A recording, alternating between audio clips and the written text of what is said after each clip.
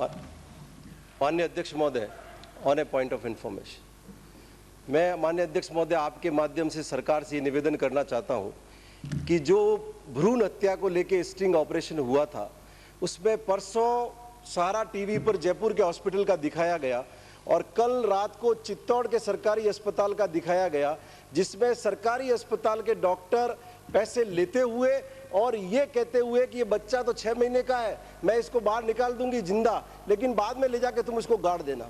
इस तरह की घटनाएं बहुत साफ उस स्टिंग ऑपरेशन में दिखाई गई है। मैं आपके माध्यम से सरकार का ध्यान आकृष्ट करना चाहता हूं कि उन चिकित्सकों के खिलाफ मुकदमा दर्ज करके कार्रवाई करें और उनको तुरंत वहां से हटाएं। नहीं,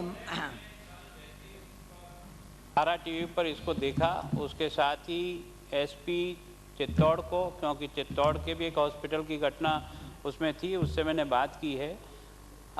उन्होंने अपना जो उसकी जांच का जो दायरा बनता है उसको उन्होंने ढूंढना प्रारंभ किया है। अभी वो महिला जिसको उन्होंने दिखाया, जो उनके पास गई और जिसने कहा कि मेरा इतना है, उसको ढूंढ रहे हैं। उसके बयान लेने के बाद और बाकी चीज़ें मिलने के बाद जो भी कार्रवाई हो सकती है वो निश्चित रूप से होगी। किसी को भी कोई बचाने का सवाल नहीं। हमने तो तुरंत जैसे ही टीवी पर देखा, देखते ही हमने अपने अधिकारियों को इसके बारे में सचेत कर दिया, कोई सारे केस की छानबीन करें और अगर इसमें किसी का दोष है वास्तव में और प्रमाणित होता है तो निश्चित केस दर्ज के कार्रवाई करेंगे। माननीय मंत्री जी, मैं 1 मिनट आपसे ये गुजारिश करना चाहता हूँ कि जो पीसी एंड पीएनडीटी एक्ट बना हुआ है, जो 1 जनवरी 1996 से लागू हुआ है, उसके अंदर साफ तौर पे लिखा गया है कि इस तरह की कार्रवाई जैसे ही प्रशासन की नज़र में आए, डॉक्टर को 5 साल की कैद, जो अभी हरियाणा में एक डॉक्टर को हुई है, 5 लाख रुपए जुर्माना और उसका लाइसेंस तुरंत रद्द करने का भी प्रावधान है। तो जब ये चीज उजागर हो गई, सामने आ गई, टीवी पे दिखा दी, राजस्थान की और देश की सारी जनता ने देख लिया और वीर भूमि राजस्थान चित्तौड़गढ़ के अंदर इस तरह की कार्रवाई हुई और भी ये 2-3 डिस्ट्रिक्ट का आज दिखाने वाले हैं, तो क्यों नहीं आप ये निर्देश देते अपने अधिकारियों को कि इस तरह की गतिविधि में जो भी लिप्त हैं उन्हें तुरंत निलंबित किया जाए और उनका लाइसेंस सीज किया जाए और उनको इस कानून के तहत, ये जो पीसी-पीएनडीटी एक्ट है, इस कानून के तहत उनको मुजरिम करार देते हुए तुरंत उनके ऊपर मुकदमा जारी किया जाए। नहीं, जब उसमें कानून बना हुआ है तो एफआईआर दर्ज क्यों नहीं हुई? जब आपकी नॉलेज में आ गया, आपने इन्फॉर्मेशन कर दी, तो इन्फॉर्म करना ही सफिशिएंट है। एफआईआर दर्ज तत्काल होना चाहिए, अगर नहीं हुई है तो ये कानून के खिलाफ। अध्यक्ष महोदय, ये टीवी पर लगभग कोई रात को 9-10 बजे जानकारी में आया और 10 बजे जानकारी आते ही एसपी से मेरी बात हुई कि इसके बारे में जो भी हमको कानूनी कार्रवाई करनी है उसको प्रारंभ करो। आज सवेरे मैंने उनसे दोबारा बात की। उन्होंने कहा कि सीडी में जिस महिला को दिखाया बातचीत करने के लिए, उसको हम आइडेंटिफाई करने की कोशिश कर रहे हैं। हम अपनी तरफ से कार्रवाई हमने प्रारंभ कर दी है, लेकिन उसके मिलने के बाद, उसके बयान लेने के बाद, क्योंकि इसमें कोई घटनाक्रम नहीं दिख रहा था, केवल 2 की बातचीत जरूर दिख रही थी। अब वो किसे भेजा गया, कौन है, वास्तव में वो डिलीवरी भी उसकी थी कि नहीं थी या कैसी है, इन सब चीज़ों की मैं आपको, अगर इसमें तथ्य मिलेगा तो हमारी तरफ से तुरंत कार्रवाई हमने प्रारंभ की है।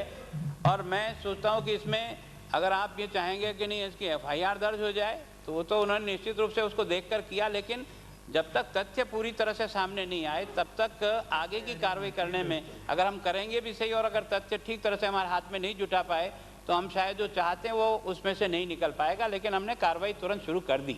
इसमें माननीय नहीं, स्वास्थ्य विभाग को प्रशासनिक काम तो करना चाहिए साहब, आपने अपना काम कर दिया। स्वास्थ्य विभाग क्यों चुप बैठा उन डॉक्टरों के खिलाफ? माननीय अध्यक्ष जो महोदय, केस दर्ज करना है वो आपको करना है, होम डिपार्टमेंट को करना है। माननीय अध्यक्ष महोदय, मैं आपके माध्यम से एक इन्फॉर्मेशन देना चाहता हूं कि परसों सीकर में एक दिन दाड़े एक व्यक्ति की हत्या हुई, बहुत ही निंदनीय है। लेकिन उसके बाद 4 घंटे तक सीकर के बाजार को जिस तरह से दहशत पैदा की गई, दुकानों में तोड़फोड़ की गई, बसों की तोड़फोड़ की गई, आम जनता के जो भी व्हीकल आए उनको तोड़फोड़ की, और उससे भी दर्दनाक घटना कल हमारी सरकार के शिक्षा राज्य मंत्री देवनानी जी वहाँ पधारे और उन्होंने उन उपद्रवियों को धन्यवाद दिया कि आपने इसका जो उपद्रव 4 घंटे तक किया और पुलिस बिल्कुल मौन रही। हाँ, तमाम अखबारों में छपा है। सीकर की जनता में लेकिन मंत्री ने कहा उपद्रवी हत्यारों को धन्यवाद दे रहे हैं। उपद्रवी किसी भी क्यों? हत्यारों को धन्यवाद दे रहे हैं, हैं? हत्यारों को संरक्षण दे रहे हैं और हत्यारों को प्रोटेक्ट कर रहे हैं। आप कौन? आप मैं कर रहा हूँ, आप कर रहे हो। आप कर रहे हैं। ऐसा हत्यारों को कहीं नहीं protect- कहा है। आज से 10 हत्यारों दिन को पहले protect आप कर ये रहे हैं। बिल्कुल आपका गलत कहना है। आप वहाँ थे नहीं थे, उल्टा मुझे जानकारी मिली कि आपके द्वारा संरक्षण प्राप्त है। धन्यवाद देंगे। हत्यारों को प्रोटेक्ट ऐसा कर कहीं नहीं है। सरकार किस बात के लिए? ऐसा कहीं नहीं है। राजस्थान की जनता की सुरक्षा ये के लिए केवल है। गलत आप कह रहे हैं। मैं वहाँ पर था प्रत्यक्ष। सारी मैं जानकारी देना चाहूंगा माननीय अध्यक्ष महोदय। जानकारी बाद में देना, जानकारी धन्यवाद दे रहे कैसे हैं। नहीं? आप गलत आरोप कैसे लगा सकते हैं? शर्मनाक राजस्थान के इतिहास में राजस्थान की सरकार के माननीय मंत्री मंत्री जी, उपद्रवी।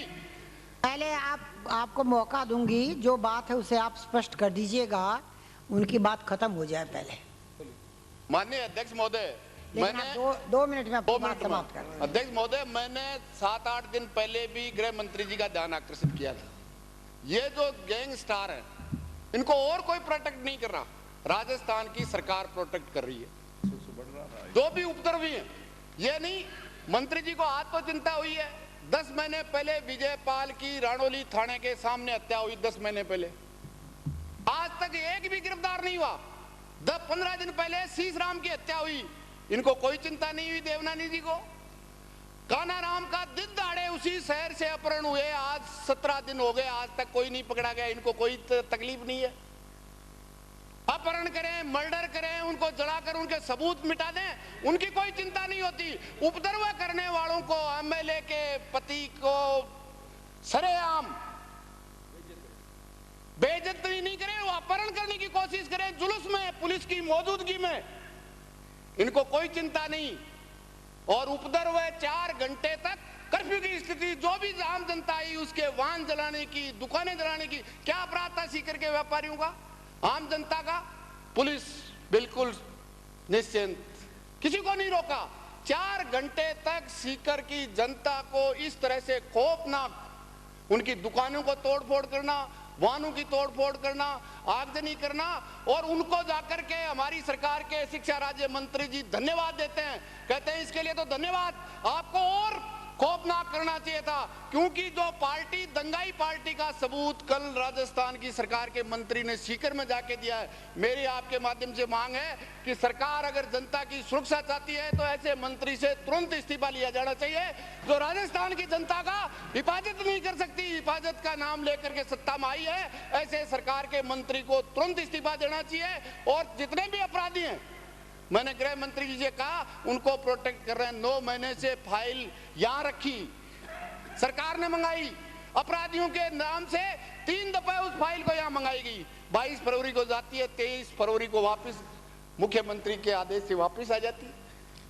एक भी अपराधी नहीं पकड़ा गया। अपहरण करता, मर्डर करता खुलेआम, इसी कानाराम को जिन अपराधियों पे 3-3 मुकदमे, हत्या के और अपहरण के हैं, उनको दिन दहाड़े कानाराम के दुकान पे जाके दिन दाड़े अपहरण। इसलिए मेरा अध्यक्ष महोदय आपके माध्यम से, सरकार अगर जनता में अमन और चैन चाहती है तो ऐसे मंत्री से तुरंत इस्तीफा लिया जाना चाहिए। मेरा आपसे यही निवेदन है। मंत्री जी, आपको कुछ कहना हो तो बिल्कुल कहूँ। जैसे ही कल जानकारी मिली, जिस व्यक्ति की हत्या हुई वह एक भला आदमी और अच्छा नागरिक था, उसका किसी भी तरह कोई गैंगवार से संबंध नहीं था।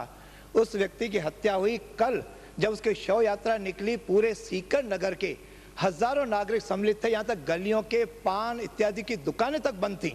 ऐसे भले आदमी की मैं शव यात्रा में गया, वहाँ पर ये पूछा गया कि जो 4 घंटे पहले वह जिन्होंने हत्या की थी उनके समर्थकों ने ये सारा उदंग मचाया था, और मैंने उनको कोई धन्यवाद नहीं दिया। मैं तो जनता को धन्यवाद दिया कि उन्होंने सारी स्थिति को संयम के साथ, और सारी स्थिति कल जिस प्रकार से उन्होंने रखा उसके लिए था, न कि मैंने किसी प्रकार के तोड़फोड़ करने वालों को दिया। मैंने आईजी से भी बात की, एसपी से बात की, कलेक्टर से बात की, उनको दोषियों को तुरंत पकड़ने के लिए कहा, और मैंने सारी जानकारी माननीय गृह मंत्री जी को दी।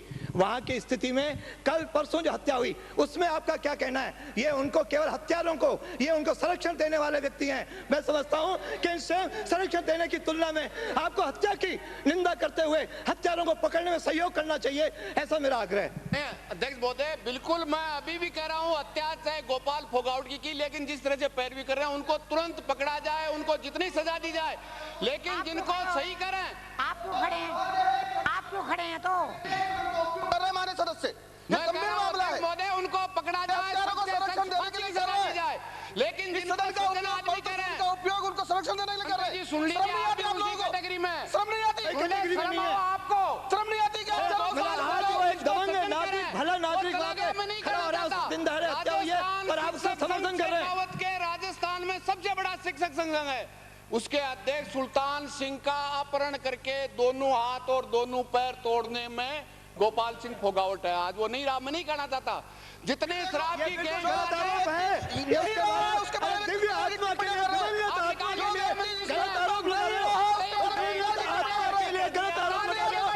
राजनीतिक स्वार्थ की कर रहे हैं।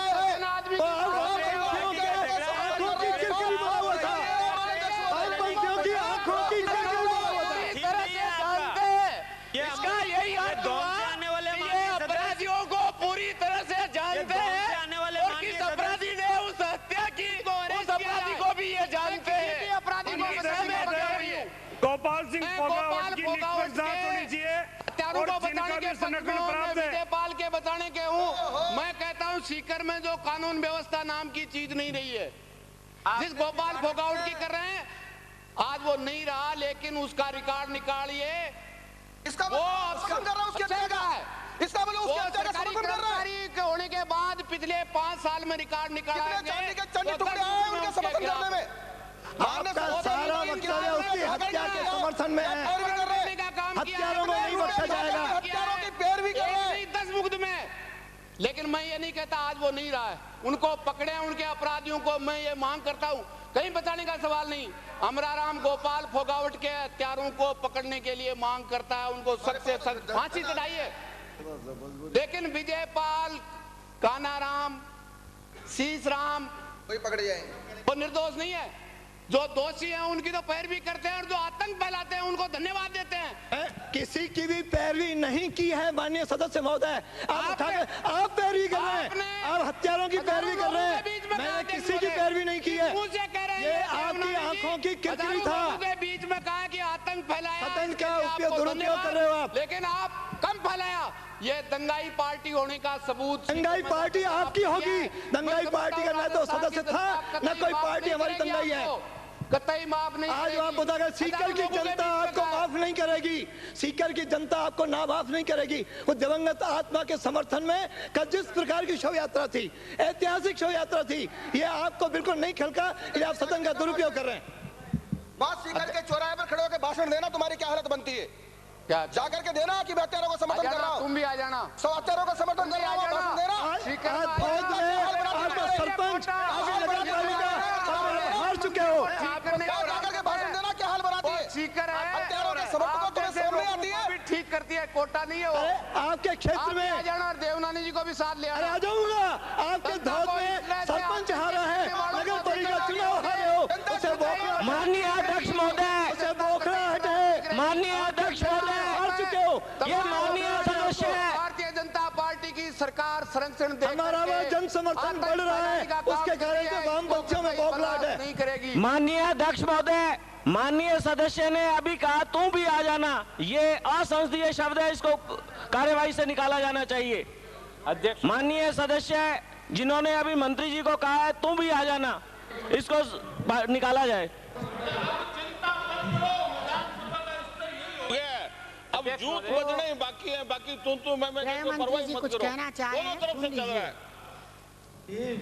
अध्यक्ष महोदय, मुझे ये स्वीकार करने में कहीं संकोच नहीं है कि राजस्थान में क्राइम कम हुआ, लेकिन सीकर जिले में सभी प्रकार के क्राइम में बढ़ोतरी हुई है। और इसका मैंने सदन में भी कहा था, और मुझे भी अफसोस है कि जो परसों घटना घटी 2/15 पर और शहर के बीच में हुई, गोली से हत्या हुई, 2 गाड़ियों में आए लोगों ने फायरिंग किया दिन दहाड़े हुई और मेरी पुलिस वहाँ उन गाड़ियों को पकड़ने में असफल रही, नाकेबंदी भी ठीक प्रकार से नहीं कर पाई। अगर रात्रि में भी कोई घटना हो तो भी आखिर 1 किलोमीटर नहीं तो 25 किलोमीटर पर तो नाकाबंदी में कहीं न कहीं गाड़ी पकड़ में आनी चाहिए। आदमी गाड़ी छोड़ करके भी भाग सकता है, ये भी मैं समझ सकता हूँ, लेकिन गाड़ी नहीं पकड़ी जाए, ये वास्तव में एक कमी रही है। और इसलिए मैं सदन में वहाँ के जो एसपी हैं उनको तुरंत लाइन हाजिर करता हूँ और दूसरे आदमी को भेजता हूँ। और जो बातें आपने कही, क्योंकि ये मैं सोचता हूँ गोपाल के ऊपर जिस प्रकार के 2 या 3 केस थे उनमें उसका एक्विटल हो चुका, लेकिन जो 2 गैंग है वहाँ पर जिन पे 17-18 केसेज हैं उनके आपस जिनको शरीफ कह रहे हैं 3 मुकदमे हैं, वो कितने साल तक सुनिए कब हम बच्चों के पेट में भरोने पड़ रहे हैं, ये कह रहे सही बात है। सरकारी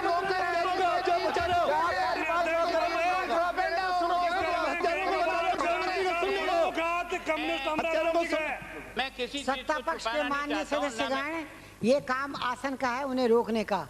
आसन का काम आप करने लग जाते हैं। I am very sorry for that. मैं कोई चीज छिपा नहीं रहा हूँ। मैं जिसमें राजेंद्र राजू ठेठ हैं उसके ऊपर लगभग कोई 17 प्रकरण दर्ज हैं चल रहा है। एक दूसरी गैंग है मुखिया मुकेश सेठिया जिसके ऊपर भी लगभग काफ़ी 15 केस हैं, पर जिसके लिए गोपाल के ऊपर केवल 3 मुकदमे दर्ज हुए हैं। 3 मुकदमे दर्ज हुए हैं गोपाल पर। एक 98 में हुआ था, उसमें वो बरी हो चुका है। 107/2 में एक और मुकदमा जो 307 का दर्ज हुआ उसमें वो दोष मुक्त हो चुका है। एक 98/5 वाला है वो अभी पेंडिंग चल रहा है। वैसे इसका कोई आपराधिक रिकॉर्ड इस ढंग का नहीं है, पर यहाँ जो 2 गैंग हैं आपस में उनके आपस में ये अपराधी जो आप बता रहे हो इनमें सब में वो बरी हो गए, क्योंकि गवाहों का अपहरण करते हैं, उनको डराकर पैसे देकर। एक अध्यक्ष महोदय, मैं तो आपको इतना कि ये जितने भी गैंगवार आप बता रहे हो इन्होंने जितने सब में बरी हो गए। पूरा पूर्ण तो करने दें। तो गृह मंत्री जी को पूरी तो करने दें। वो बरी की बात कर रहे हैं, आप पूरी तो करने दें। बात में आपको कोई प्रश्न पूछना है उसके बाद पूछेगा, बात तो पूरी करनी चाहिए। अध्यक्ष महोदय, जितने भी अपहरण करके अब आप फिर डरा करके आप उन्हें बरी तो ये सब हो गए। अध्यक्ष महोदय, गवाहों को डराते हैं, सब गवाहों को मर्डर वालों को भी बदला देते हैं क्या? मैं यही कह रहा हूँ, इसलिए इनको छूट दे रखी है, ये सब बदला देते हैं। हॉस्टाइल कराने थोड़ी जाते हैं। गवाहों को हॉस्टाइल कौन कराता है? ये थोड़ी जाते हैं, गृह मंत्री थोड़ी जाते हैं। अपराधी कराते हैं। अपराधी कराते हैं। विजयपाल का 10 भंवरलाल के भाई का अपहरण किया इसी राजू ठेठ वगैरह ने। इसका मतलब ये है अपराधियों से और संबंध है। जोधाराम का मर्डर हुआ, उसमें सब बरी है। मैं सोचता हूँ कि मेरा कोई मंशा किसी को भी बचाने की मंशा नहीं है। मैंने आपकी बात को ये ध्यान में रखते हुए इस घटना के साथ ही मैंने सारे प्रकरण मंगाए हैं। उस जिले में हुए अपराध पिछले 2 सालों के, वो मैंने सारे आंकड़े मंगाए हैं। उन सब को देखने से भी मैं इस बात में संतुष्ट हुआ कि राजस्थान में सब दृष्टि के अपराध घटे हैं, लेकिन इस जिले में बढ़े हैं। और इससे भी ज़्यादा मुझे दुख इस बात का हुआ कि 5 मिनट में जिस गाड़ी को पकड़ी जा सकती थी, शहर के बीचों बीच घटना हो, हमारी सारी फोर्स वहाँ हो और उसके बाद भी गाड़ी अगर पकड़ में नहीं आए नाकाबंदी में, तो ये वास्तव में मेरे लिए दुखद का विषय था। और इस कारण से मैंने उनको लाइन हाजिर भी किया और मैं कोई सक्षम अच्छा से अच्छा एसपी ढूंढ करके उस जिले में लगाऊंगा, ताकि ये बढ़ती हुई गुंडागिर्दी को निश्चित रूप से आने वाले 3-4 महीनों में क्रश करके छोड़ूंगा। ये मैं आपको विश्वास दिला सकता हूँ। आप अपने ही एसपी एमएन दिनेश को लगा देना, सब ठीक हो जाएगा वहाँ। नहीं अध्यक्ष महोदय, मैं मंत्री महोदय से जानना चाहूंगा। कटारिया साहब ने नाम बदल दिया है, मानता नहीं दिनेश कर दिया है। अध्यक्ष महोदय, जो कह रहे हैं ये जो अपराधियों में जो बरी हो गए, मेरा गृह मंत्री नहीं एक ही पूछना कि जो अपराधी जो गैंगवार हैं, अपहरण करके मर्डर करके लाश को जलाकर सबूत नष्ट करते हैं, तो गवाह होते हैं, उनका अपहरण करते हैं, डराते हैं और उनको सबको हॉस्टाइल कर देते हैं, और उसके लिए पुलिस उनको पकड़ती नहीं, छूट देती है। ये जो विजयपाल के जोधाराम का मर्डर हुआ, तो मैं एक घटना फिर मैं बात तो हो रही है उनके। आप चाहते हो कि ऐसा लगता है कौन क्या करता है और किसके प्रोटेक्शन में कौन है? मंत्री के स्टेटमेंट पे हुई के चक्कर में विधानसभा का दुरुपयोग कर रहे हैं। अब आप और बातों पे जा रहे हैं। विशेषाधिकारियों का दुरुपयोग कर रहे हैं। और नहीं, एक मेरा आपसे निवेदन है कि जो मंत्री ने जाकर जो उपद्रवियों को प्रश्न तो उठाया मंत्री ने जाकर के उपद्रवियों को धन्यवाद देकर उनका हौसला बढ़ाया, उसमें मंत्री जी का क्या करना वो तो बता दें। मंत्री जी ने जवाब दे दिया। नहीं, जवाब क्या, हजारों लोगों के बीच में जाके धन्यवाद दिया है कि किया उसके लिए धन्यवाद, लेकिन आपको पूरे शहर को जला देना चाहिए। ये अगर मंत्री कहेंगे तो राजस्थान की ये बिल्कुल गलत और गलत आरोप लगा रहे हैं। अमराराम जी माननीय सदस्य जो है जाकर अगर ऐसे बयान देंगे जनता के बीच में, उपद्रव करने वालों का धन्यवाद देता हूं, लेकिन आपने कम किया। अरे आप वहाँ थे क्या? आवाज थे, आपकी तो हिम्मत ही नहीं थी वहाँ आने की। आवाज होते तो आपको सही स्थिति मालूम पड़ती। आवाज होते, मैं आपको साफ कह रहा हूँ, ये बिल्कुल सत्य। मैं वहाँ पे था, मैंने वहाँ पर किसी भी जनता में सम्मिलित हुआ। सम्मिलित होने के बाद प्रेस वाले आए, उन्होंने कहा इस तरह हुआ, तो मैंने एसपी को कहा जिस प्रकार स्थिति को कंट्रोल करो। स्थिति को कंट्रोल करने में जिन कार्यकर्ताओं ने सहयोग दिया प्रशासन को, उनको धन्यवाद दिया, न कि किसी प्रकार की तोड़फोड़ वालों को धन्यवाद दिया। आप वहाँ होते और वह तो आपको मालूम पड़ता सही स्थिति क्या थी। गली गली का छोटा छोटा बच्चा आज उसके साथ दुखी था। वह एक सभ्य नागरिक, सुशील नागरिक था, जिसकी कल हत्या दिन दहाड़े हुई है। हत्यारों को मत बचाइए, हत्यारों को गिरफ्तार करने में सरकार का सहयोग करिए। हत्यारों को तो आप बचाने का आप बचा रहे हो, अरे आप बचा रहे हो, नहीं तो सदन का दुरुपयोग आप नहीं करते। वहाँ पर वामपंथियों की नजरों में किरकिरी हो रहा था, ये सरकार ने बचाया है, उनका प्रशंसन किया। भारतीय जनता पार्टी के नेता भू माफिया, शराब माफिया, एक भी भू माफिया नेता भाजपा में नहीं है, आपकी पार्टी में होगा वो। ये मुख्यमंत्री के कार्यालय में रिपोर्ट आ चुकी कि भारतीय जनता पार्टी के नेता भू माफिया और शराब माफिया इन गैंगों का उपयोग करते हैं। मुख्यमंत्री के कार्यालय से निकलवा लीजिए ये रिपोर्ट। अमराराम जी मेरी बात सुनिए, तो बचाने का काम तो आपकी सरकार कर रही है। पूरे सीकर जिले में पूछे माननीय सदस्य, आप उनको संरक्षण देते हैं। माननीय अमराराम जी, कम्युनिस्टों का आप इतिहास पढ़ो। 1917 से लेकर 1954 तक दुनिया के जितने भी देश हैं लगभग 10 करोड़ लोगों की हत्या की है। आप मेरे से किताब ले लें, 1917 से लेकर 1954 तक पूरी दुनिया में इन कम्युनिस्टों ने 10 करोड़ लोगों की हत्या की है। और 1917 के अंदर एशिया के अंदर 123 मस्जिद में से 120 मस्जिद आपने तोड़ी है। किताब मेरे से ले लें आप, 10 करोड़ लोगों हत्या की है। जी, आप दुखी इसलिए हैं कि सीकर के जाट बोर्डिंग में आपके कार्यकर्ता रहते हैं और ये गोपाल फोगावट उन कार्यकर्ताओं को बाहर करके जो वहां पर पढ़ने वाले छात्र हैं उनको प्रवेश देना चाहता था। यही थी ना वास्तविकता। हो गई बस, बेस तो हो गई, लेकिन एक बात जनता के ऊपर जानी चाहिए, किसी पार्टी का हो, कोई भी आदमी हो, लेकिन 4 घंटे तक यदि लॉलेसनेस रहे सीकर में, ये दुर्भाग्यपूर्ण है। हम किसी के पक्ष में, लेकिन कहने से काम चलता क्या? सरकार असेंबली चली थी, 4 घंटे तक लॉलेसनेस रहे। आपका एसवी ईटीवी में ये कहता है कि शराब माफियों का झगड़ा है। ईटीवी के अंदर एसपी लक्ष्मीनारायण मीणा ने स्टेटमेंट दिया है कि शराब माफिया को झगड़ा है, और मंत्री जी कह रहे हैं कोई सभ्य आदमी है। तो कहीं कहीं सरकार के अधिकारी की जो सूचना है और आपकी सूचना में अंतर है। इसलिए हम तो ये निवेदन करना चाहते हैं, सरकार का धर्म बनता है कि सरकार लॉलेसनेस नहीं पैदा करे। इसके बारे में हम फेल हुए, इसके बारे में चिंता करने की आवश्यकता है कि भविष्य में ऐसी घटना किसी जगह नहीं हो।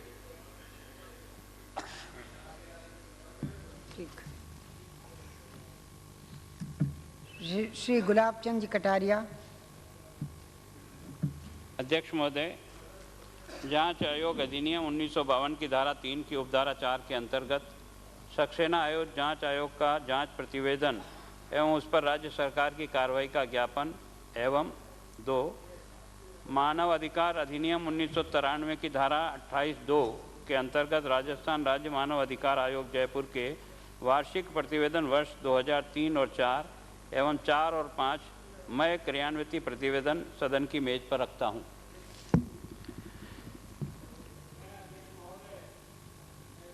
निवेदन करना चाहूँगा, चाहे बीजेपी की सरकार हो, कांग्रेस की सरकार हो, जो आयोग गठित किए जाते हैं उनकी रिपोर्टें 4-4 बरस 5-5 बरस तक नहीं आती हैं। उन आयोगों का गठन करने का कोई मतलब नहीं रह जाता है। इसके बारे में सरकार को सोचना पड़ेगा। क्या आखिर इसके लिए क्या उपाय होगा कि जिस पर्पज़ के लिए ये गठन किया जाता है वो पर्पज़ तो डिफीट हो जाता है।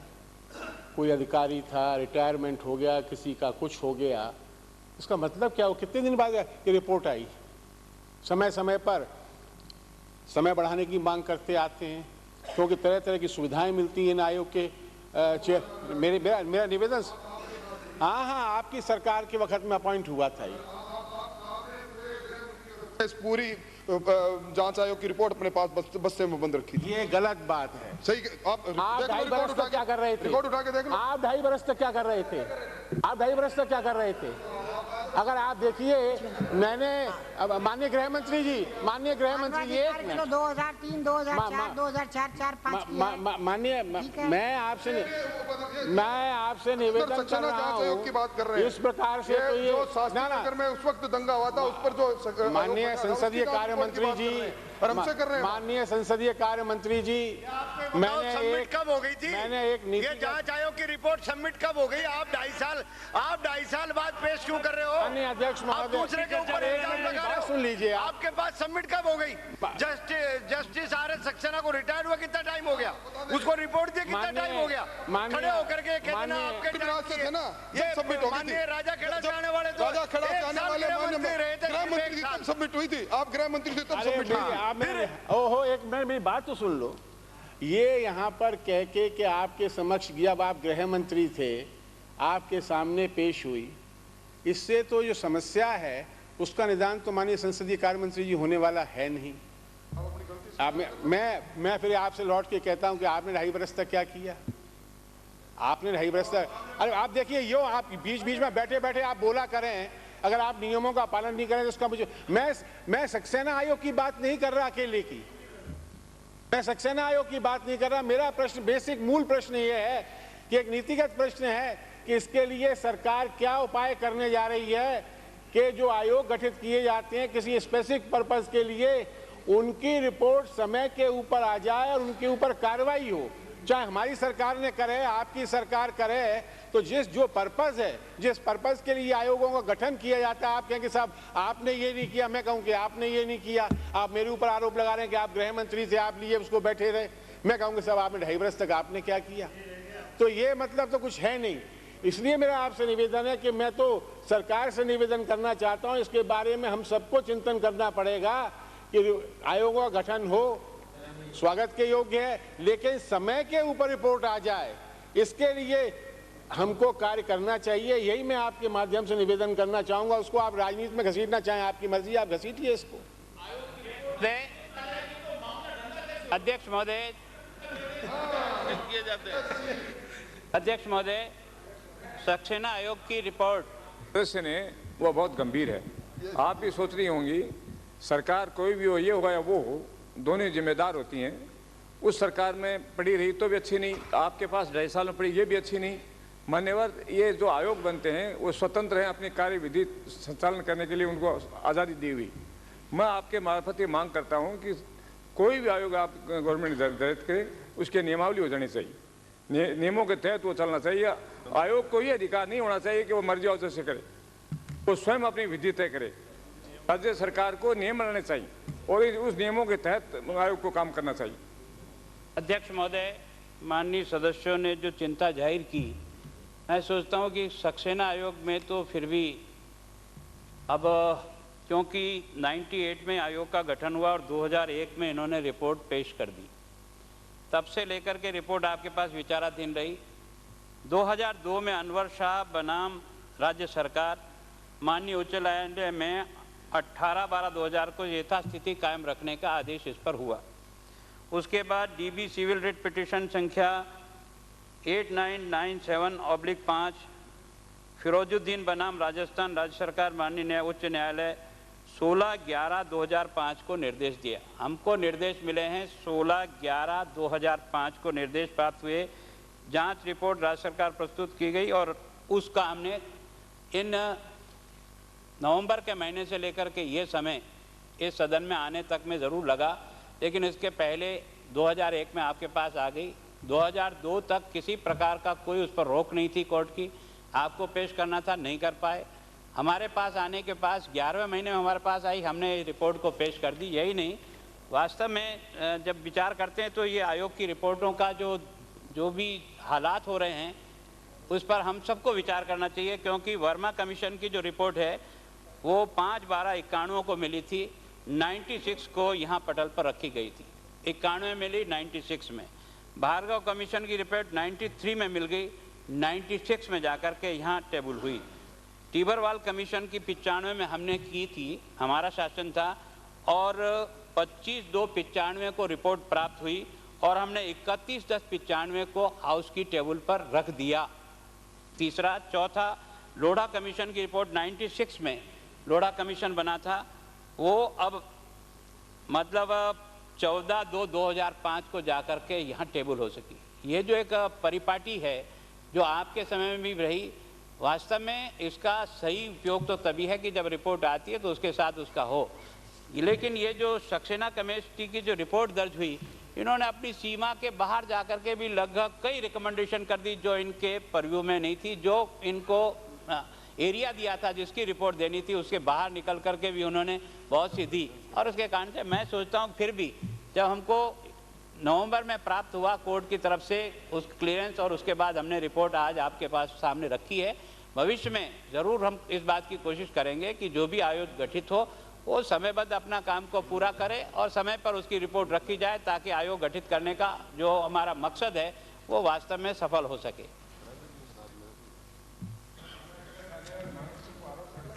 या श्रीमती प्रतिभा सिंह याचिका का उपस्थापन करेंगी।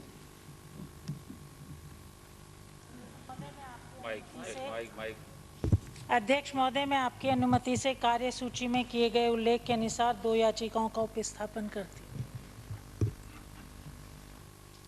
श्री गुलाबचंद कटारिया, राजस्थान समाज विरोधी क्रियाकलाप निवारण विधेयक।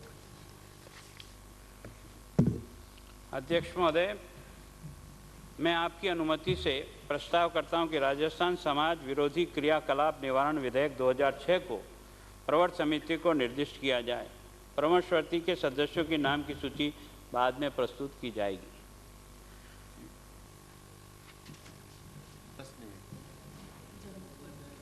हाँ हाँ, मैं समझ गई। डॉक्टर बुलाकीदास कल्ला। अध्यक्ष महोदय, मैंने एक स्थगन प्रस्ताव पैरा टीचर्स के बारे में मैं तो आपको विधेयक पे आपका प्रस्ताव जनमत जानने हेतु उसके बारे में पुकारा। उसके बारे में भी आपने आप बात करने लगे पैरा टीचर की। आज फैसला हो गया था कि आज 0 आवर नहीं होगा, और आपने चैम्बर में कहा था पैरा टीचर्स के बारे में 5 मिनट कह दें आप। विधायी कार्य शुरू हो गया, अब आप बीच के अंदर पैरा टीचर ला रहे हैं। आपने उस दिन परमिशन दी थी ना? नहीं, उस दिन की बात उस दिन गई, उस दिन की बात उस दिन चली। पहले लाइब्रेरी वाला ले रहे हैं, धर्मशाला नहीं, ये वाला करिए आप। समाज विरोधी क्रियाकलाप को, जिसको ये सेलेक्ट कमेटी को सुपुर्द कर रहे हैं, उसको आप जनमत जानने के लिए आपने अपना प्रस्ताव अमेंडमेंट दिया है। ठीक है, प्रवर समिति को सौंप रहे हैं तो फिर क्या कहना? आप क्यों कह रहे हैं ये बात? लेट हिम से। हाँ, तो ये कह सकते हैं आप क्यों बीच में बोल रहे हैं? प्रवर समिति को सौंपने हैं तो फिर ठीक है, सबके वापस मान लीजिए, सबके वापस मान लीजिए, सबके जनमत के प्रस्ताव वापस मान लीजिए और प्रवर समिति को प्रवर समिति को भेजना है तो कुछ कहना ही नहीं है। निर्दिष्ट करेंगे आप, बैठे बैठे निर्दिष्ट करेंगे क्या उन्हें? हाँ ठीक है, प्रस्ताव वापस कर खड़े। मैंने इसमें करना पड़ेगा। आप न बोले, आप कह दीजिए कि जब आप ये कह सकते हैं कि भाई जब सेलेक्ट कमेटी को दे दिया तो इस बारे में मुझे नहीं, इस बिल में मैं को सौंप दिया जाए तो मुझे तो नाम पुकारना पड़ेगा। नहीं, इस बिल में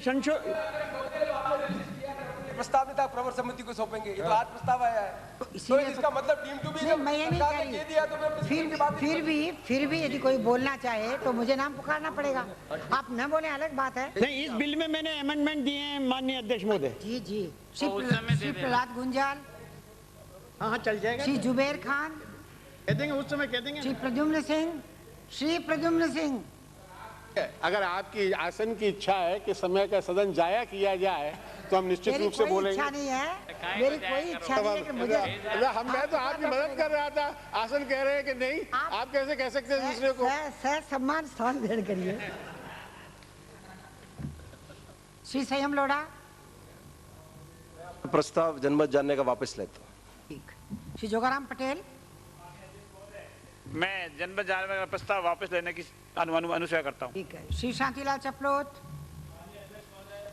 मैंने जो जनमत जानने का प्रस्ताव दिया वो वापस लेता हूँ। श्री जोगेश्वर गर्ग।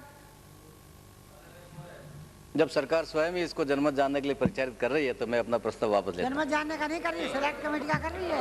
सॉरी, कोई जनमत जानना और प्रवर समिति को निर्दिष्ट करना दोनों श्री शंकर सिंह राज। वन एंड प्रवर समिति को जो सरकार प्रवर समिति को भेज रही है ये बिल, ये भी सरकार का कदम स्वागत योग्य है। मैं जनमत जानने वाला अपना प्रस्ताव वापस लेता हूँ। श्री वीरेंद्र बेनीवाल। श्री जालम सिंह रावलोट। श्री वीरेंद्र बेनीवाल। मैं अपना ये प्रस्ताव जनमत जानने तो वापस लेता हूँ। डॉक्टर श्री गोपाल बाहेती। प्रस्ताव जनमत जानने तो वापस लेता हूँ। प्रश्न यह है कि राजस्थान समाज विरोधी, लेकिन तो रखा ही नहीं, जनमत समाज विरोधी क्रियाकलाप निवारण विधेयक को जनमत जानने हेतु परिचालित किया जाए। जो पक्ष में हो हाँ कहें, जो विपक्ष में हो ना कहें।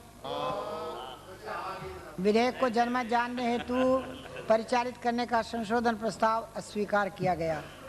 प्रश्न ये है कि राजस्थान समाज विरोधी, अस्वीकार ही कहा है मैंने, अस्वीकार ही कहा है। प्रश्न ये है कि राजस्थान समाज विरोधी क्रियाकलाप निवारण विधेयक 2006 को प्रवर समिति को निर्दिष्ट किया जाए। जो पक्ष में हो हाँ कहें, जो विपक्ष में हो ना कहें। हाँ पक्ष जीता, हाँ पक्ष जीता। राजस्थान समाज विरोधी क्रियाकलाप निवारण विधेयक 2006 को प्रवर समिति को निर्दिष्ट किया गया। नामों की सूचना तो आप बाद में देंगे। सेलेक्ट कमेटी के नामों की सूचना बाद में दे दी जाएगी। विचारार्थ लिए जाने वाले विधेयक, राजस्थान सूचना का अधिकार। माननीय गृह मंत्री जी, कटारिया जी। अध्यक्ष महोदय, सूचना का अधिकार। मैं आपकी अनुमति से प्रस्ताव करता हूं कि राजस्थान सूचना का अधिकार निरसन विधेयक 2006 को विचारार्थ लिया जाए। डॉक्टर एनएस गुर्जर तो है नहीं। श्री हरिमोहन शर्मा। माननीय अध्यक्ष महोदय, सूचना का अधिकार का जो विधेयक 2006 को वापस लेने का जो प्रस्ताव है उसके संबंध में मैं निवेदन करना चाहता हूँ। माननीय अध्यक्ष महोदय, सूचना का अधिकार, तो इसमें 3 बजाने हैं। सूचना का अधिकार ऐसा महत्वपूर्ण अधिकार है अरे भाई कि जो भारत सरकार ने और पार्लियामेंट से इसको विधेयक को एक विस्तार से पास किया। मैं निवेदन करना चाहता हूं कि 10 मई 2005 को माननीय डॉक्टर मनमोहन सिंह ने पार्लियामेंट के संबोधन में जो क्या कहा कि आज की दुनिया में हम सब बेहद जटिल समाजों के साथ रह रहे हैं। इन समाजों को अपने रोजमर्रा के कामकाज में सरकारों की व्यापक भूमिका की जरूरत पड़ती है। हमारे खुद के देश में भी सरकार द्वारा कुल सकल घरेलू उत्पाद का 33% है और ये केंद्र सरकार, राज्य सरकार, स्वायत्त निकायों के जरिए किया जाता है। इसके अलावा अर्थव्यवस्था के सामान्य कामकाज में भी सरकारों को बहुत सी परिस्थितियों की मजबूरियों की वजह से दखल देना पड़ता है और ऐसा अलग अलग नियामक संस्थानों के माध्यम से किया जाता है। इसके साथ उन्होंने एक संक्षेप में ये भी कहा कि हम सभी जानते हैं कि विकास की प्रक्रिया में कई कड़ियां आपस में जुड़ी होती है। हम सब ये भी जानते हैं कि सबसे गरीब तबके को मिलने वाला लाभ उन तक नहीं पहुंचता। हमें ये भी मालूम है कि गरीब और कमजोर लोगों के लिए खर्च किए जाने वाले धन को दरअसल किस तरह समाज का प्रभावित तबका खा जाता है। मुझे उम्मीद है कि सूचना पाने का अधिकार सार्वजनिक धन के दुरुपयोग को रोकने के लिए उन लोगों के हाथ में एक कारगर हथियार होगा, हथियार देगा जो लोकहित में सबसे ज्यादा अहमियत देते हैं। माननीय अध्यक्ष महोदय, जिस भाव वापस से आप वापस ले रहे हो ना, ये एक बहुत बड़ा आप व्यवस्था कर नहीं पा रहे हैं। आप इस विधान के तहत सदन अपराधी मानता है, अपराधी कैसे बोल सकता है सदन? प्रद्युम्न सिंह जी मत समझाओ। प्रद्युम्न सिंह जी मत करो और पागल को समझाने से कोई फायदा नहीं होगा। माननीय अध्यक्ष महोदय, अपराधी को बोलने का मौका नहीं दिया जाना चाहिए। निकालना चाहते हैं। कृपया स्थान ग्रहण कर लें। माननीय अध्यक्ष महोदय, विकृत मानसिकता के सदस्यों को यहाँ बोलने का कोई अधिकार नहीं। मैं अपनी व्यवस्था दूंगी। पहले मैं कुछ नहीं सुनना चाहती। माननीय सदस्य, एक बार क्या कहना चाहते हैं? इस पे फैसला करे। आप एक बार कृपया उठ करके सदन से चले जाएं।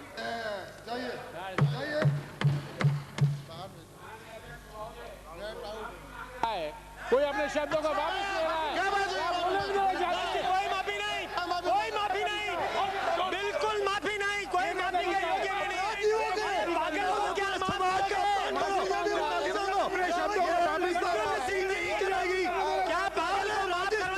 हिंदू जनता का इलाज करो, इलाज कि कांग्रेस क्या चाहती है।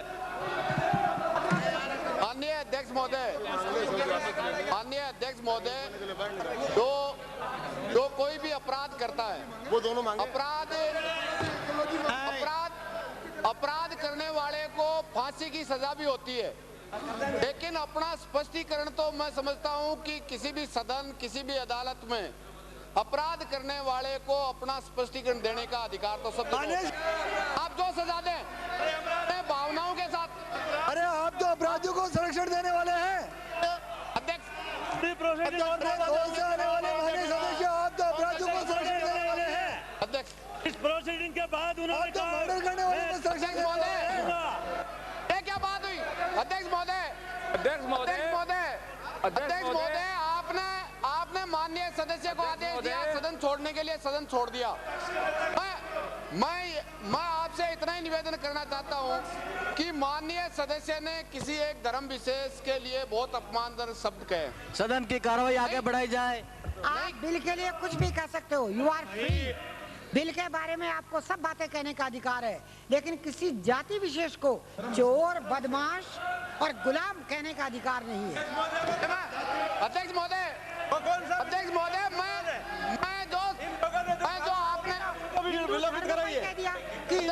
महोदय, आप चोर हैं।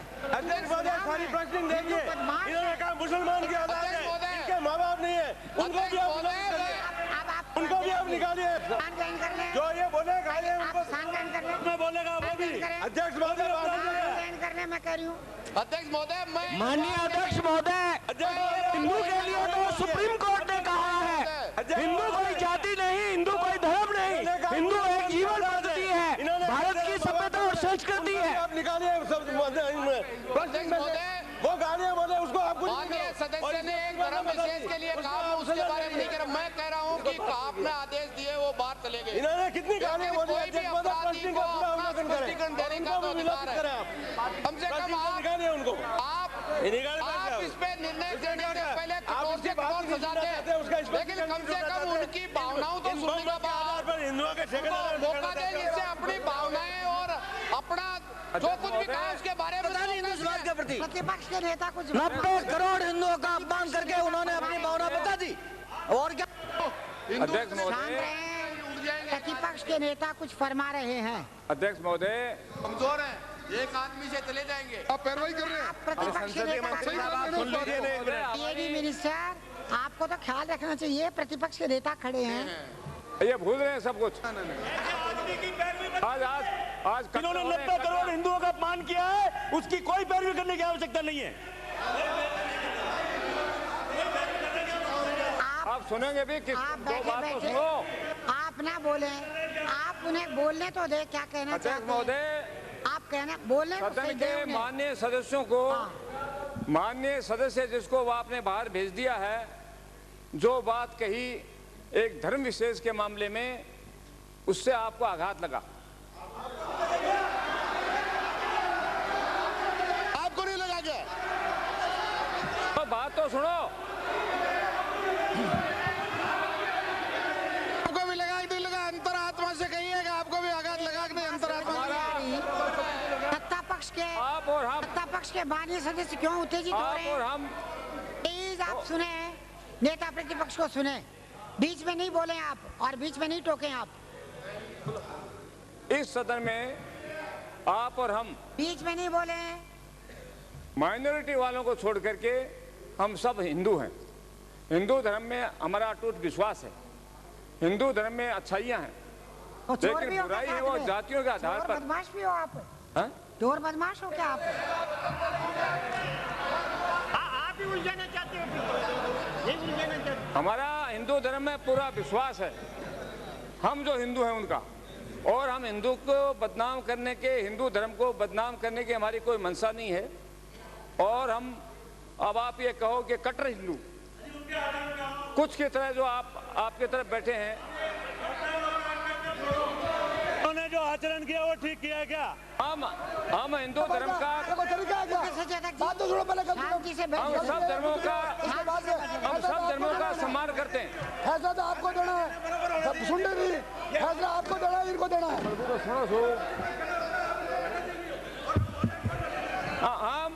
हम सब धर्मों का सम्मान करते हैं, सर्वधर्म के मानने वाले हैं, हिंदू को, मुसलमान को, क्रिश्चियन को, ईसाई को और सिख को, ये सब जो धर्म हैं वो सब सर्वमान्य हैं हमें।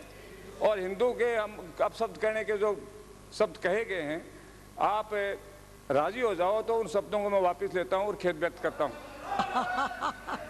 आप उनके मुंह से अनायास निकल गया, वो कहना कुछ चाहते थे, बात तो सुनो, कहना कुछ चाहते थे, वे कहना कुछ चाहते थे, वो कहना चाहते हैं कि हिंदू धर्म में बहुत विसंगतियां हैं और हिंदू डरपोक है, हिंदू गुलाम है, ये डायरेक्ट क्या उन्होंने? हिंदू धर्म के मानने वाले, उसके बाद जो बोले उसको भी कर ले, मानने वाले चोर भी हैं। मतलब जानबूझकर उन्होंने कहा है, उन्होंने ये भी कहा है हर धर्म में देकर चले जाऊंगा।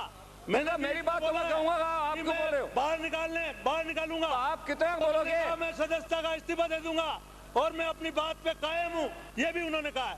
आप प्रोसीडिंग पढ़ लीजिए। तो आपने निकाल दिया उनको बाहर निकाल दिया, आपने मान लिया, मान के लिए गए ना बाहर, मान लो, चले गए ना। हमने माफी मांगने के लिए खड़ा हुआ, आप हल्ला मचाने लगे, वो माफी मांग रहा था, आप उसको शब्द वापस ले लिए, अपनी संसदीय परंपरा में यदि शब्दों को तोड़ मरोड़ के कोई पेश करता है तो उसके वो माफी मांग रहा था, माफी मांगी, शब्द वापस लिए, लेकिन आप उसको हल्ला मचा के बोलना नहीं देना चाहते थे। दो महीने की सजा है। मैं स्पष्ट कहता हूँ कि माननीय सदस्य को उन शब्दों का इस्तेमाल नहीं करना चाहिए, वो ही नहीं मानते आपका इस्तेमाल नहीं करना चाहिए था, लेकिन उनके मुंह से निकल गए। आप उनकी बात में नहीं सुनना चाहते, आप फांसी दे दो। आप फांसी देने वालों को उसके अंतिम इच्छा पूछते हैं, आप तो फांसी से ज्यादा हुक्म दे दिया, फिर भी हम तो मान लिया, अध्यक्ष ने कह दिया बाहर चले जाओ, हम बाहर चले गए। ये तो कोई बात नहीं हुई। फांसी देने वालों को भी पूछते हैं, फांसी का हुक्म हो जाने के बाद में उसकी अंतिम इच्छा पूछते हैं। आप तो यहाँ ऐसा गुलटिन लगा रहे हो, उससे गला घोट रहे हो, बहुमत के आधार पर गला घोट रहे हो। बहुमत तो सबका रहा है, लेकिन ऐसा कभी उदाहरण आया अध्यक्ष महोदय? आप तो बहुत आज दिन तक कभी किसी ने इस तरह की बात भी किसी धर्म के लिए नहीं कही है। मैं कह रहा हूँ गलत कहा, लेकिन सुनने का मौका तो दे। मैं मानता हूँ उस बात को गलत कहा, लेकिन मैंने माफी मांग रहा है, प्रार्थी माफी मांग रहा है। क्या करते हो? क्या मर्डर करेंगे उसका? और हमारे आज क्या बताइए आप? मांग रहे हैं माफी, बोलने का मौका नहीं देते, खड़ा होने के बाद नहीं। पीपल्स का लीडर माफी मांग रहा है। आज के हमारे सर्वमान्य हमारे उपराष्ट्रपति जी हैं, उनको स्वर्गीय नाथुराम जी भी इस सभा में थे, वो भी थे। उन्होंने वो शब्द कहे थे जो कोई नहीं कह सकता, मैं उनको दोहरा नहीं सकता। अब आप क्या कहेंगे? उनको भी माफ किया गया था, माफ नहीं किया, उनको इग्नोर कर दिया गया था। क्या कांग्रेस के हाउस ने नहीं लिया था? ऐसे अपमानजनक शब्द कहे थे। तो आप आप सुनिए, बात सुनिए, देखिए होगा वही जो बहुमत चाहेगा, होगा वही जो मेजोरिटी चाहेगी, लेकिन अल्पमत को भी आपको सुनना पड़ेगा। ये पार्लियामेंट्री डेमोक्रेसी, और आप ये चाहते ही हैं कि हम बहिष्कार करके चले जाएं बाहर, तो हम जा सकते हैं, हम चले जाएं। आप कह दीजिए हम चले जाएं। जब आप हमारी बात ही नहीं सुनना चाहते, आप अध्यक्ष ने व्यवस्था दे दी, हमारा आदमी बाहर चला गया, हमने उस पर कोई रिएक्शन नहीं किया, हम भी उठ के जा सकते थे, लेकिन हमने समझदारी से काम किया, हमारी अक्ल जैसी उससे काम किया। हम आपसे निवेदन कर रहे हैं कि आप इतने कठोर क्यों बन रहे हो? निकल गया हुआ न्यास कोई बात। अब आप हर बात पर मेरे सामने खड़े हो तो साहब मानिए मेरी बात मुझे विपक्षी नेता आप बाद में कह देना, तो बात पर बात मत करो। पार्टी बात पर बात करोगे, करती है क्या कांग्रेस पार्टी से आप निकालेंगे इनको? देखिए बात पर बात कहेंगे तो उसका कोई अंत नहीं है। महावीर जी आपकी बात को हमने बहुत ध्यान पर सुना है, और आप फांसी लगाना चाहते हो वो आप लगा सकते हो, इसकी अपील कहीं होती है। अगर आप यहीं फांसी लगा दो, बुलेटिन लाकर इनको फांसी पर चढ़ा दो, क्यों आपके बाबू में पुलिस मंगा लोगे, अध्यक्ष का आदेश है चढ़ाओ इन पर फांसी, वो भी कर सकते हो आप कि हमारा फैसला है। ऐसा मत करो। जब हमने ये कह दिया कि माननीय सदस्य के मुंह से स्लिप हो गया, स्लिप हो जाता है, बाद वक्त स्लिप हो जाता है, वो तो आप उनको सुना ही नहीं, अब आप यूं अपना फैसला करते हो। तो स्लिप होने वाली बात तो नहीं है नेता प्रतिपक्ष, तो कोई स्लिप होने वाली बात तो नहीं थी, ये तो मत कहो। फिर भी अध्यक्ष महोदय, फांसी चढ़ा दो और क्या करेंगे? आप व्यवस्था आपने दे दी, वो व्यवस्था हमने मान ली। आपने व्यवस्था दे दी, वो हमने मान ली। आपने कह दिया कि माननीय सदस्य आप विड्रा हो जाइए, अब विड्रा हो गया। अब उसके बाद में क्या बाकी रहेगा? अब आपको और क्या सजा सुनाना चाहती हो बता दो। हम तो वही सोचेंगे मानेंगे नहीं माने तो क्या करना चाहिए। अब कृपा करके इसको यहीं बंद क्लोज करो और इग्नोर करो, सदन की अच्छी परंपरा कायम होगी, वरना बहुमत के आधार पर जो भी निर्णय करे वो तो माना ही जाएगा। माननीय अध्यक्ष महोदय, मैं आपसे आपकी अनुमति से निवेदन करना चाहता हूं, इस सदन के अंदर ये इस प्रकार की बात पेश की जा रही है जैसे कि कांग्रेस पार्टी कोई हिंदू धर्म की विरोधी है। हमारी हिंदू धर्म में आस्था है, सम्मान है, और हम सब हिंदू धर्म के मानने वाले लोग हैं अधिकांश यहाँ पर। इसलिए ये कहना है कि कांग्रेस पार्टी को ये बात भी सही है कि इस राजनीतिक एक बात संदेश देने की कि कांग्रेस की हिंदू धर्म विरोधी है। एक सदस्य ने कोई बात कह दी, उसके लिए वो माफी मांगना चाहते थे, खड़े हो गए, माफी मांग ली, उसके बाद समर्थन किया चाहते हैं। और आप भी अध्यक्ष महोदय, कांग्रेस पार्टी से आप निकालने का समर्थन करते हैं? आप उसकी बात ही ना सुने, उसको माफी मांगी, अब माफी मांगने खड़ा हुआ, आप हल्ला मचाने लगे, आप शोर मचाने लगे, ये तो उचित परंपरा नहीं है। मेरा आपसे निवेदन है कि माननीय सदस्य की माफी को ध्यान में रखते हुए जो उन्होंने अपने शब्द वापस लिए हैं, आप अपना निर्णय दें, सदन अपना निर्णय देवे। पहले तो अध्यक्ष महोदय, मैं बहुत ही विनम्रता से निवेदन करना चाहूँगा कि विपक्ष के नेता जी ने माननीय प्रद्युम्न सिंह जी ने जो बात कही है, मूल बात ये नहीं है, न तो हम बहुमत के आधार पर फैसला करना चाहते, न बहुमत के आधार पर फैसला करके किसी सदस्य के खिलाफ कार्रवाई करना चाहते, ऐसा मतलब नहीं है। उसको सार को आप जब पढ़ेंगे तो पढ़ने से हमारा जो संविधान है, उस संविधान की मूल भावना के खिलाफ, ये केवल हिंदुओं पर नहीं, इस देश में रहने वाले सभी लोगों के खिलाफ इन शब्दों का प्रयोग हुआ है। क्योंकि सर्वोच्च न्यायालय ने एक फैसला किया जिसमें लिखा हिंदुत्व का मतलब क्या है। उस हिंदुत्व के मतलब में मुसलमान भी शामिल है, ईसाई भी शामिल है, बौद्ध भी शामिल है। इस देश में जो परंपराएं पैदा होकर आज मानव जाति के काम में आ रही है, उस चीज का नाम हिंदुत्व है। उस हिंदू को सारे को चोर कह देना, उस हिंदू के सारे देव देवताओं को चोर की श्रेणी में खड़ा कर देना। आप सुन एक मैं समाप्त,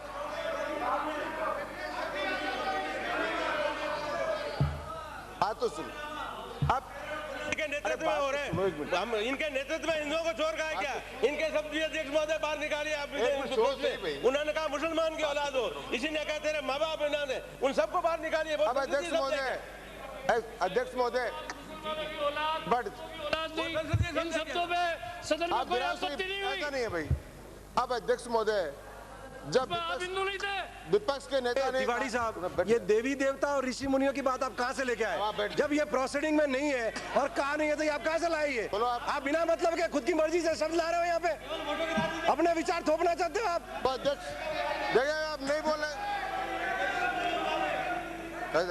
आज तक इन्होंने कोई कार्रवाई नहीं की, मैंने इनको पूरी किताब पेश की है जिसमें उन्होंने शिव जी, ब्रह्मा जी, विष्णु सबके खिलाफ गालियां लिखी है और अब सब लिखे और मैंने गृह मंत्री जी को दी है। क्या कार्रवाई की आपने 10 दिन में? आज तक कोई कार्रवाई नहीं की और एक हिंदू शब्द की बात कर दी, उसने माफी मांग ली। क्या आप गला काटोगे उसका? क्या आप माननीय से उनका गला काटोगे क्या? कोई अध्यक्ष महोदय न तो कोई गला काटना। हम तो ये समझ पा रहे हैं कि आप प्रवोक करके इस बिल को हमको वॉकआउट करके पास कराना चाहते हो क्या? अगर यही मंशा है कि हम इस पे राय नहीं दे तो आपकी मर्जी की बात है। जब नेता प्रतिपक्ष ने कह दिया, अध्यक्ष जी ने व्यवस्था दे दी, फिर आप उसको वापस रीओपन करके नहीं, आप आखिर इसको वापस रीओपन करके क्या कह रहे हो? अध्यक्ष महोदय, जब माननीय नेता प्रतिपक्ष दी है व्यवस्था, केवल मैंने उन्हें बाहर जाने का बस व्यवस्था नहीं दी मैंने अभी आदेश माना। अगर इस बिल को पास कराना है आपका उद्देश्य है, आदेश नहीं दिया की बात है, तो क्या हो गया इसमें? आपने आदेश डरा रहे हो क्या? मैं बोल रहा हूँ बिल नहीं आएगा, नहीं आएगा, नहीं आए तो इसके लिए कोई राजनीति करते हैं? मैंने सारे हालात का वर्णन कर दिया। हिंदू धर्म हिंदू हैं, हिंदुओं सब धर्म में हमारी आस्था है। अपमान करने की कोई बात नहीं थी। माननीय सदस्य के मुंह से स्लिप हो गया, आपने उसको विड्रॉ करने लेकर दिया। अब मान्यवर ऐसा मालूम होता है कि सत्तापक्ष नहीं चाहता कि हम इस डिबेट में पार्टिसिपेट करें, तो हम भी अब शेष अवधि के लिए यहाँ से विड्रॉ होते हैं। विड्रॉ हो जाओ। जय हिंद। दोबारा विड्रॉ कर लो आप। हो विड्रॉ मतलब आप हिंदू धर्म के खिलाफ कहे गए शब्दों के समर्थन में वापस बाहर जा रहे हैं। वो बोल रहे हैं भाई कर्म नहीं माना जाएगा कि जिन्होंने हिंदू धर्म का अपमान किया उस बात के पीछे कांग्रेस पार्टी खड़ी है।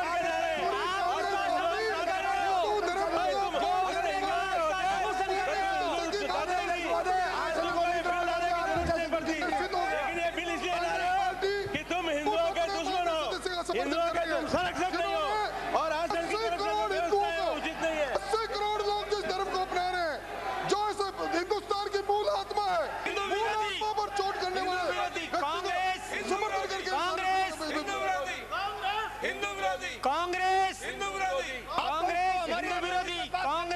विरोधी ये क्या बात हुई? आप हमारी बात ही नहीं सुनना चाहते हो? माननीय अध्यक्ष महोदय, मैं एक बात करना चाहता हूँ। आप उस सदस्य की बात का समर्थन कर रहे हो? इसमें नहीं होना चाहिए था।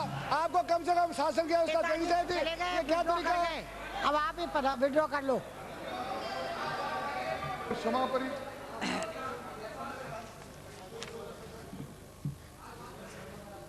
वो कौन है? हरिमोहन शर्मा गए, ब्रजकिशोर शर्मा गए, सीपी जोशी गए, गोपाल बाहेती गए, चंद्रशेखर वैद गए, भोला के दास कल्ला गए, मदन राठौड़। देखिए 3 बजे तक करना है। अध्यक्ष महोदय, मुझे और कुछ नहीं कहना आपसे। मेरी गुजारिश है कि अब आप इसको विड्रॉ कर लें तो ठीक। हाँ, मैं विड्रॉ करने के लिए खड़ा हुआ हूँ। ठीक कर लो।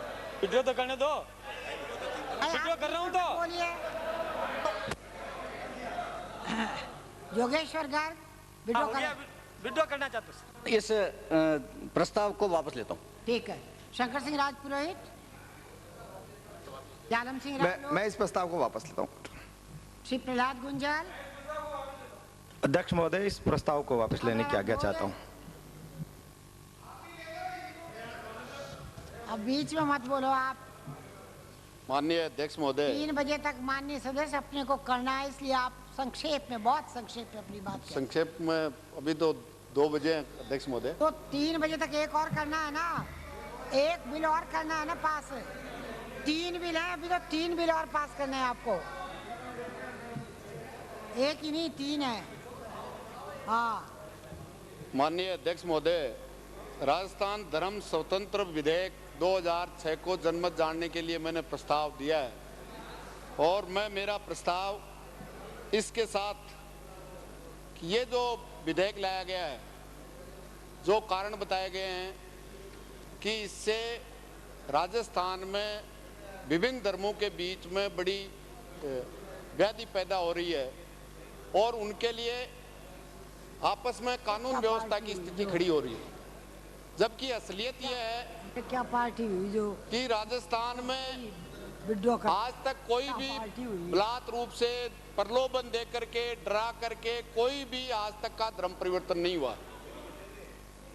लेकिन सरकार जिस मानसिकता से आरएसएस के हिडन एजेंडे के अनुसार अल्पसंख्यकों के प्रति जो नजरिया रखती है, उनको भयभीत करने के लिए इस विधेयक को लेके आई है।